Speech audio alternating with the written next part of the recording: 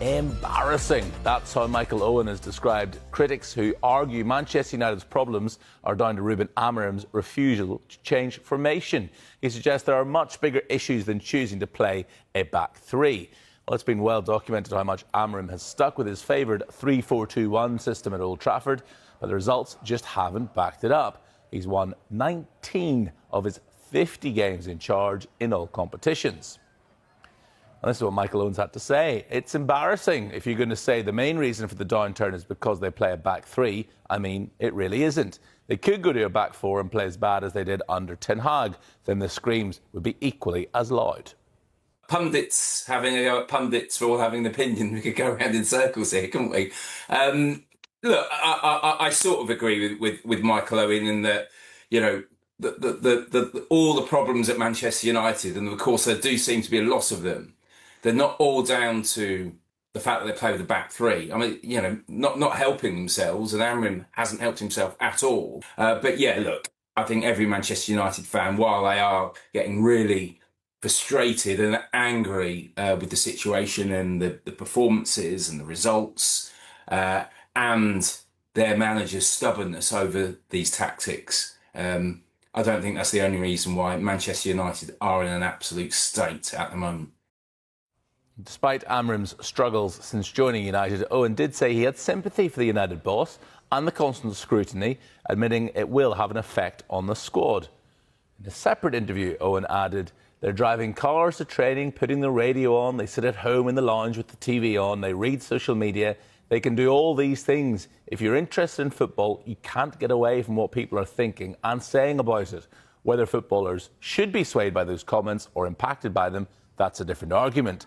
But I've got no doubt that people will watch and will listen to people they probably respected and thought were great players growing up." They've been really poor in midfield for quite a while. Also, I think they're especially poor because the system that he wants to play with only two men in the middle, like obviously there's a lot of onus on those guys to do a lot of running. And I think compared to basically almost all the other big Premier League teams, they look really poor in there physically.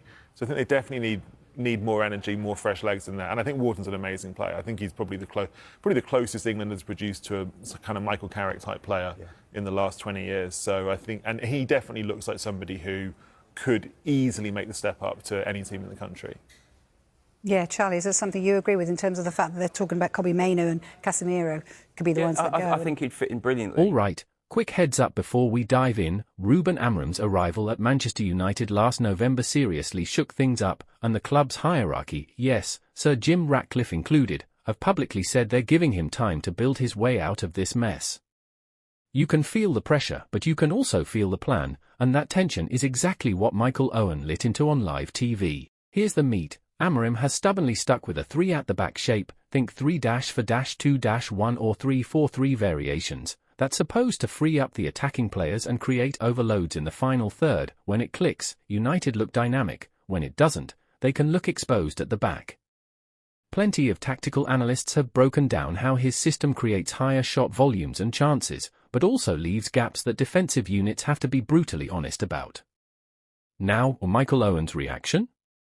Proper pundit heat. He got straight to the point, blaming the whole wobble on Amorim's formation is embarrassing, and he's slammed high-profile critics for oversimplifying the problem. He's arguing that instability at the club and the rebuild of personnel are as big a part of the story as any formation. That came through with real emotion. We're not just watching tactic talk, we're watching reputations hang in the balance. Amorim himself hasn't flinched. He's defended the system and said United aren't losing because of the shape but because the squad is still finding its balance, and he's urged patience as the ideas take hold. The coach's point, this is a long game, tweak here, trust there, and sometimes you have to live through the messy transition to get the performance you want. The club's recent 2-0 win and clean sheet felt like a small vindication of that approach. So what's the takeaway for fans watching at home? Don't expect instant perfection, expect heated pundit rows, moments of brilliance, and frustrating nights in equal measure.